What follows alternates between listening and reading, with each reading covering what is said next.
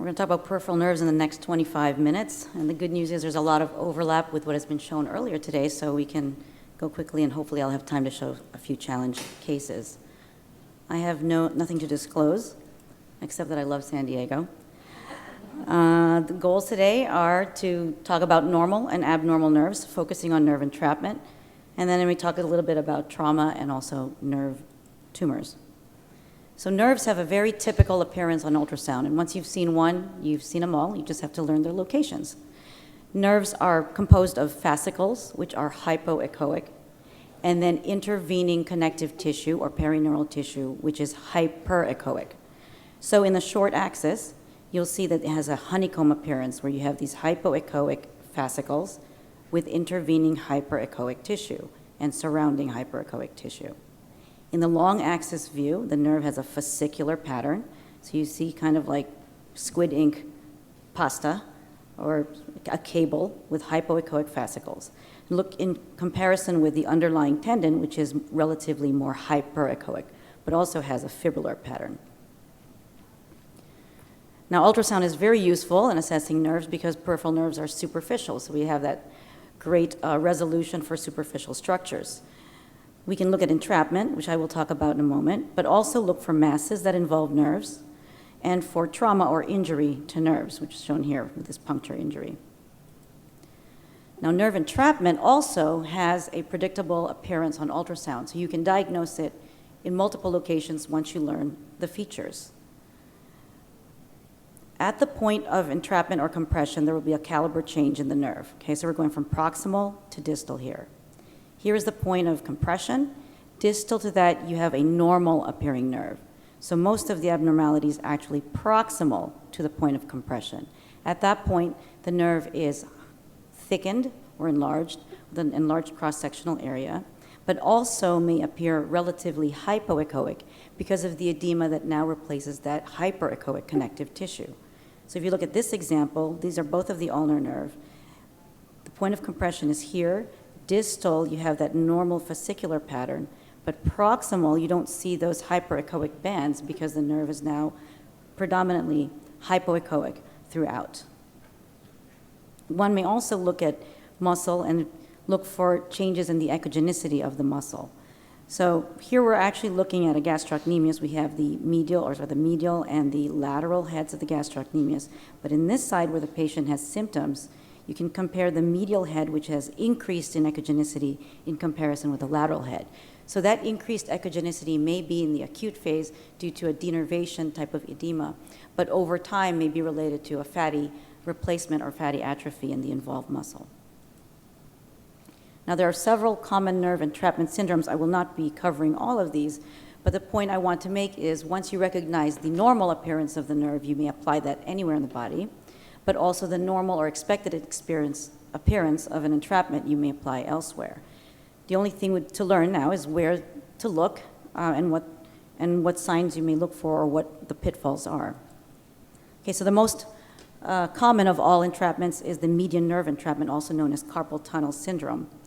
And just to go over the anatomy, the carpal tunnel has a bony floor, okay, by these carpal bones, and a transverse carpal ligament, which is the softer roof of the carpal tunnel. The median nerve lies inside the tunnel along with the flexor tendons. So in this ultrasound image, the flexor tendons are the hyperechoic bundles down here, and the median nerve is relatively hypoechoic fascicular pattern. We see the transverse carpal ligament, which is this hypoechoic structure and hyperechoic structure actually, overlying the median nerve. And then we have flexor carpi radialis and the pisiform. Just to point out here, this is the ulnar nerve and artery within Guyon's canal. So patients who present with carpal tunnel syndrome or median nerve entrapment are diagnosed clinically and then can be supplemented with either an EMG or an ultrasound or both. And they present with symptoms that involve the thumb, the index finger, the middle finger, and the radial aspect of the ring finger. Sometimes you may read about something called a notch sign, which is just that caliber change in the nerve at the site of compression. So here we have the enlarged median nerve and then the flattened appearing median nerve. This is that enlarged median nerve within the tunnel. There are symptoms that are published, or sorry, symptoms, but criteria, measurement criteria for median nerve enlargement and entrapment. Normal cross-sectional area is 8 millimeters squared. Greater than 12 is considered abnormally thickened or enlarged, and then between 8 to 12 is borderline. Clauser's group did a study where they looked at the cross-sectional area of the median nerve at its thickest near the carpal tunnel, and then at the level of the pronator quadratus, and a difference of 2 millimeters squared or greater is associated with a 99% sensitivity and 100% specificity for entrapment in the tunnel. So here's a patient who presented with burning in their fingers at night. And when we look at the median nerve here within the tunnel, it is enlarged, measuring 21 millimeters squared in cross-sectional area, certainly well above 12.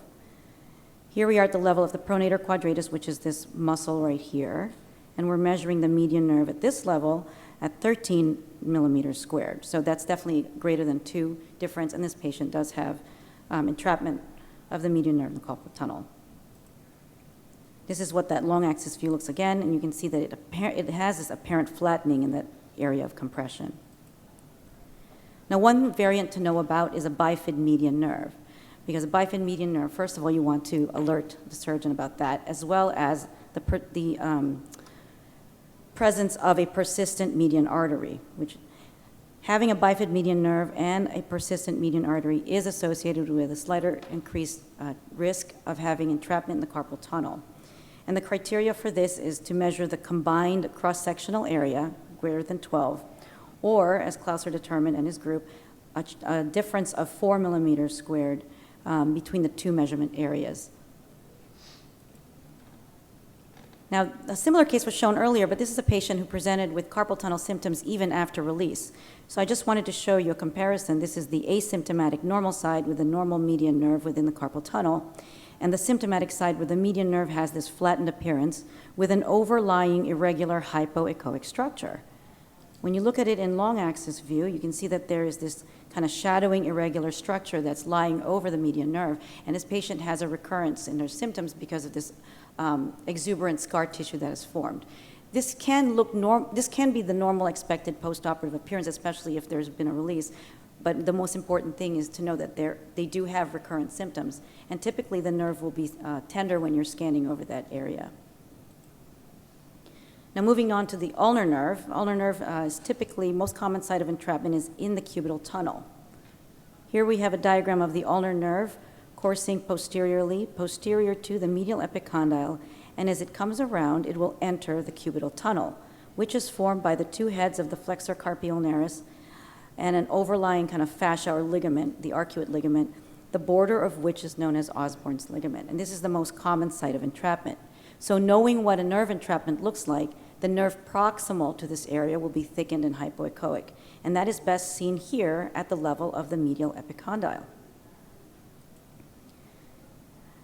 With ulnar nerve entrapment, the symptoms will involve the small finger and the ulnar aspect of the ring finger. Patients describe symptoms worse at night and may even present with weakness of the hand muscles.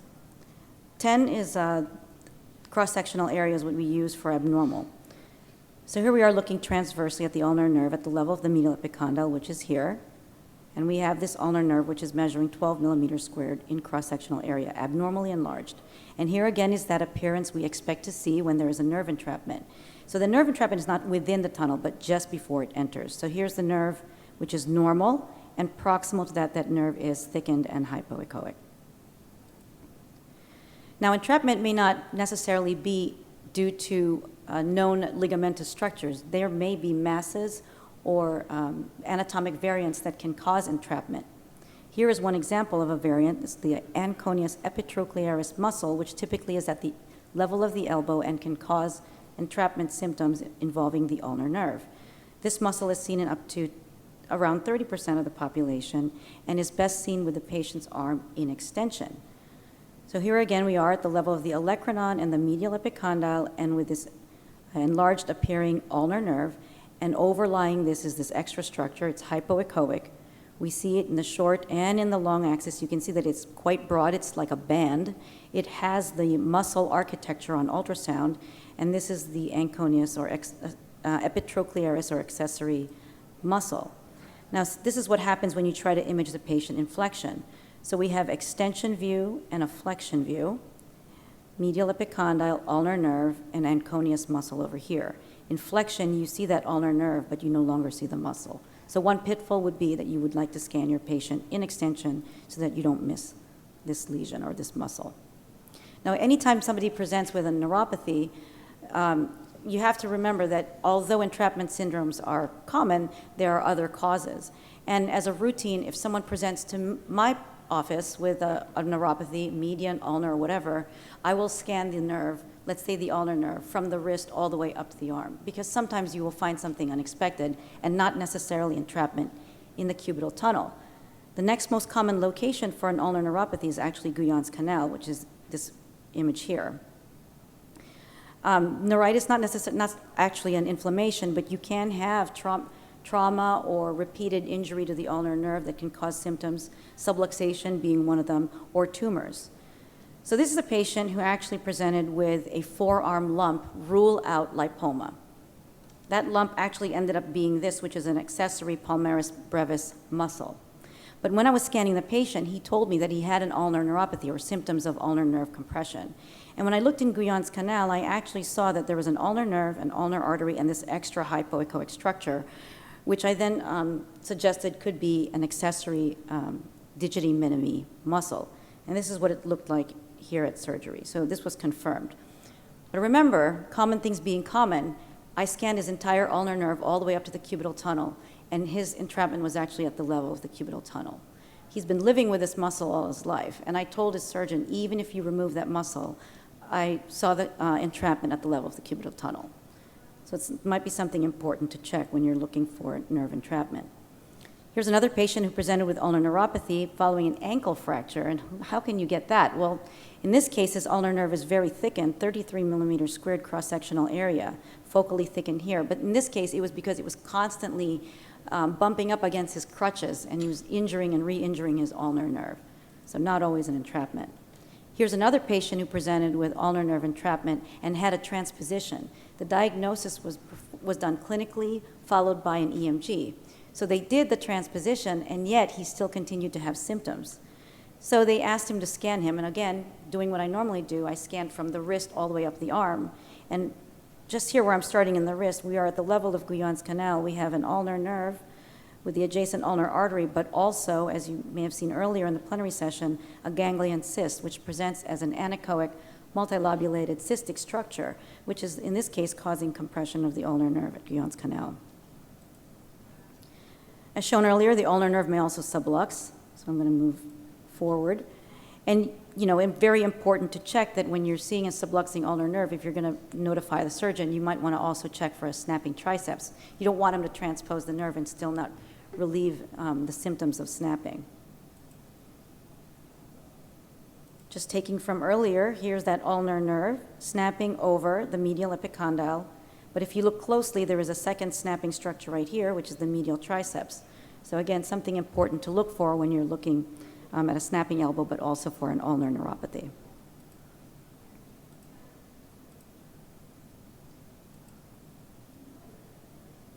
Doesn't want to go forward. Okay. Moving on to the radial nerve. Patients may present sometimes with rule out radial tunnel or supinator syndrome, which is pathology or entrapment involving the radial nerve. The other important thing is when patients present with lateral elbow pain and you're looking for tennis elbow, this may often mimic those symptoms. So patients who present with lateral elbow pain, I will look for common extensor tendinosis, but also check the radial nerve because you may have one or the other, or even both, and with similar symptoms. The radial nerve courses behind the humerus along the spiral groove, comes around and moves in front and divides or bifurcates into a deeper motor branch, which depending what you read is called the posterior interosseous nerve, or a superficial sensory branch. The deeper branch will course and dive between two heads of the supinator muscle, and right where it dives in there is this arcade of Frosch, and that is the more common location for a radial nerve entrapment. And this is where we're going to look. So here is a cross-transverse view of the motor branch of the radial nerve, or the deep radial nerve, and a long-axis view. So we already know what it's going to look like, right? At an entrapment. Proximal to the level entrapment, we're going to see a focal thickening or a decreased echogenicity of that nerve. Here is what it looks like in transverse.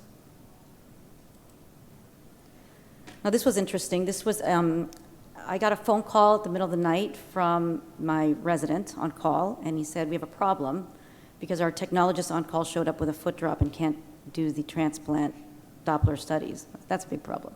The other problem is she has a foot drop. So I had two problems. But anyway, I said, that sounds like a perineal nerve entrapment, pretty common. I wonder if they may even have something compressing the perineal nerve.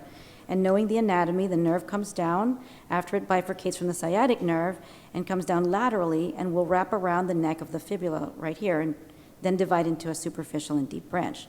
So she did get an ultrasound that night that was ordered, and you can see a multilobulated cystic structure. He didn't know how to scan the perineal nerve, so I just see this. But it is in the location where the perineal nerve lies. And we postulated that this person has a ganglion cyst, intramuscular in this case, compressing that perineal nerve. Now, this study was done 12 years ago, and unfortunately, the surgeons don't believe that ultrasound could possibly make this diagnosis. And so the patient had to wait 2 weeks, my technologist had to wait 2 weeks till she could get her MRI to prove that she had a ganglion cyst that was compressing on her perineal nerve, which then was subsequently decompressed. One thing to know about ganglion cysts and nerves is that you may have a not so common, but still pretty often seen, an intraneural ganglion cyst. This most commonly involves the perineal nerve, but may also be seen involving the tibial nerve and even tracking up into the sciatic nerve. And the mechanism is that when you get these ganglion cysts forming from the nerve joint or from the joint, that fluid may track up small branches that then track up into larger branches of the involved nerve. So here is a patient who presented with a foot drop. We were looking at the level of the fibular neck at the perineal nerve, and we see this cystic structure, which is multilobulated and extending along. But if you look closely here, this is actually tracking and interdigitating within this perineal nerve. So we were able to give the diagnosis of an intraneural ganglion cyst that was tracking up into the perineal nerve, which makes you look like a star. And it's nice, and then you get more people sending patients to you. Okay, moving on to another form of nerve entrapment, that is the Morton's neuroma. And this was shown earlier. But this is a nerve entrapment that involves a digital nerve, a branch of the plantar nerve. And normally this is seen at the level of the metatarsal head where it is enlarged due to the presence of perineural fibrosis and edema. Most common location is the third web space, so we're going to be scanning at this level. And many times you may see an associated bursa that is distended with fluid. So many times our measurements will be actually larger than what is seen surgically, and that's because our measurements will include that thickened and or fluid distended bursa.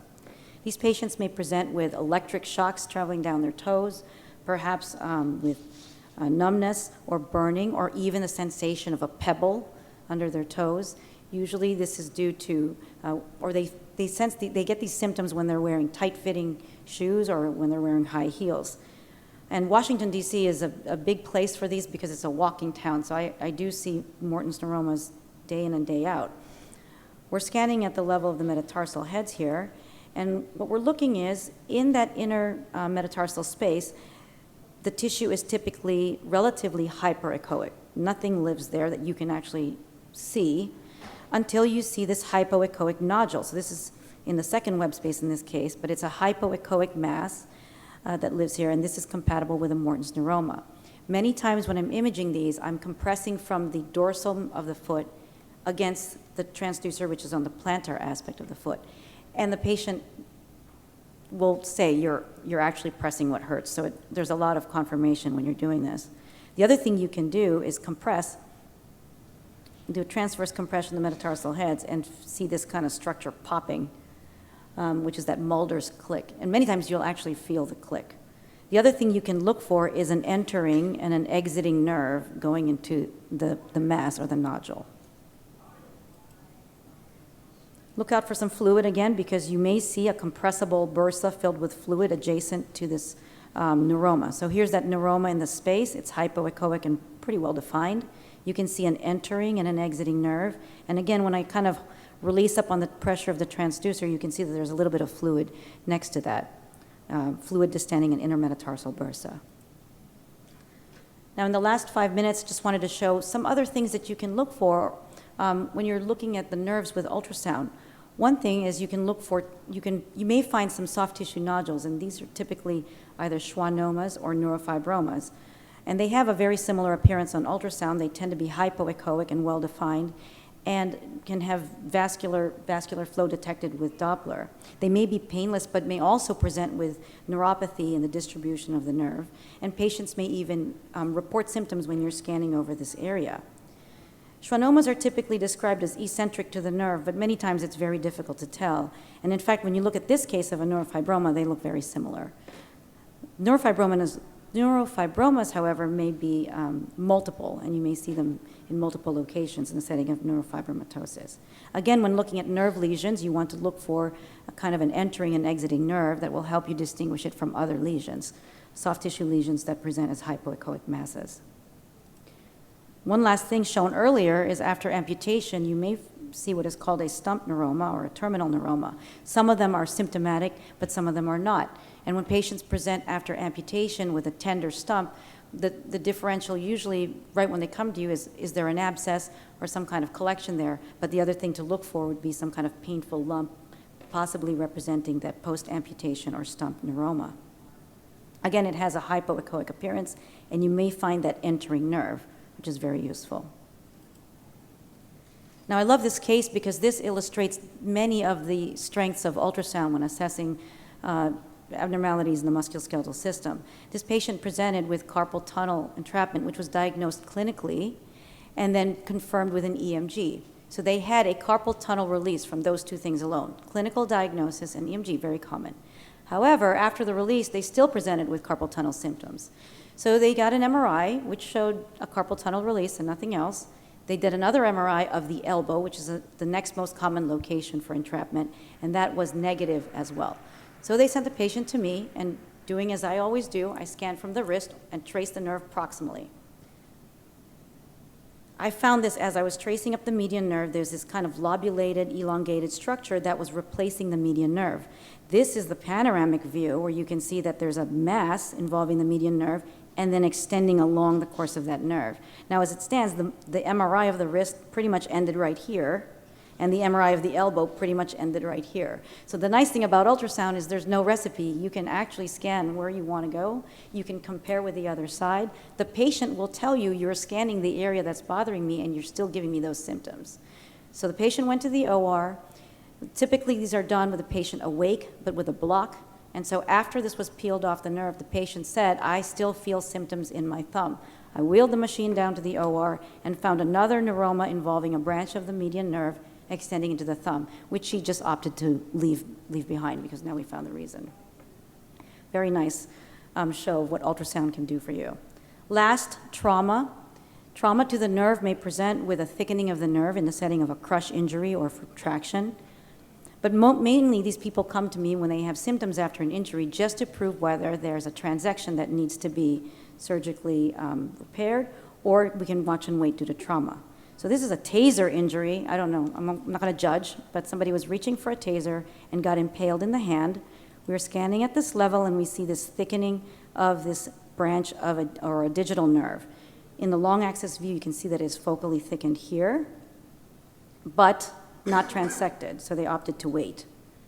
Here's another patient who knew Costco could be so dangerous, but at Costco, a large cart impaled him on his leg, and for weeks and months after, he was having this continued pain on the side of his leg. And they had perineal scan, they had looked for a hematoma, looked for a muscle injury, and after finally getting passed down to me, I found this soft tissue lump here, and I said, okay, well, I don't know, some kind of scar. However, in the long view, you can see that there's a nerve that leads right up to this lump. So this is a branch of the perineal or fibular nerve.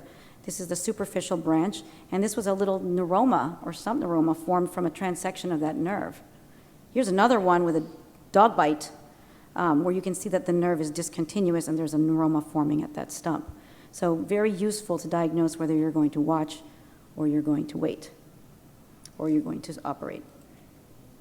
So my take-home points are ultrasound is well suited to assess peripheral nerves. They're superficial, we can see them very well. Once you've seen one nerve, you know the normal appearance elsewhere, and you know the expected appearance when there is an entrapment.